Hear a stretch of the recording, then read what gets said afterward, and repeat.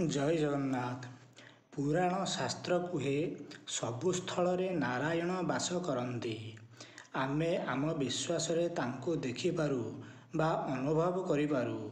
ମନ୍ଦିରରେ ସ୍ଥାପିତ ହୋଇଥିବା ମୂର୍ତ୍ତି କାହା ଆଖିରେ ପଥର ବା ପିତ୍ତଳ ବୋଲି ଦେଖାଯାଉଥିବା ବେଳେ ଆମ କାହା ଆଗରେ ସେ ଭଗବାନଙ୍କର ସାକାର ରୂପ।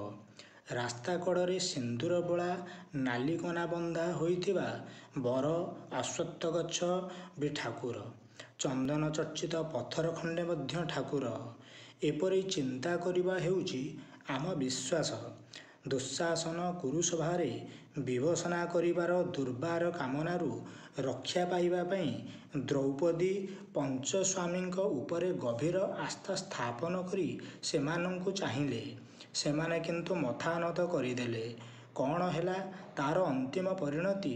ଦ୍ରୌପଦୀ ପୂର୍ଣ୍ଣ ସମର୍ପଣ ଓ ବିଶ୍ୱାସର ଭାବ ନେଇ ଦୁଇ ହାତ ଟେକିଦେଲେ ଭଗବାନଙ୍କ ଉଦ୍ଦେଶ୍ୟରେ। ତାଙ୍କ କଣ୍ଠରୁ ଉଚ୍ଚାରିତ ହେଲା ଗୋବିନ୍ଦ ଗୋବିନ୍ଦ। ଈଶ୍ୱରଙ୍କ ଅସ୍ତିତ୍ୱକୁ ସ୍ୱୀକାର ନ କରିବା ନାସ୍ତିକତା ନୁହେଁ, ନିଜ ଭିତରେ ଥିବା ଈଶ୍ୱରତ୍ୱକୁ ଅନୁଭବ ନ କରିବା ହିଁ ନାସ୍ତିକତା।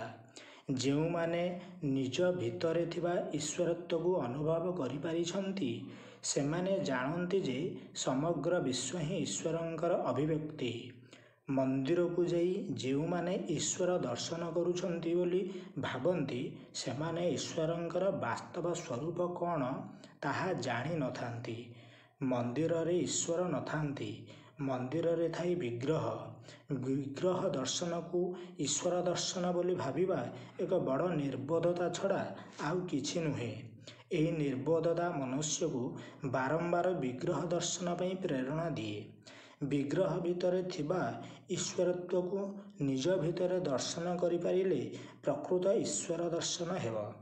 ସେତେବେଳେ ସମସ୍ତ ଦ୍ୱୈତ ଭାବର ବିଲୋପ ଘଟିବ ଓ ନିଜ ଭିତରେ ଥିବା ଈଶ୍ୱରତ୍ୱକୁ ବିକାଶ ଘଟିବ।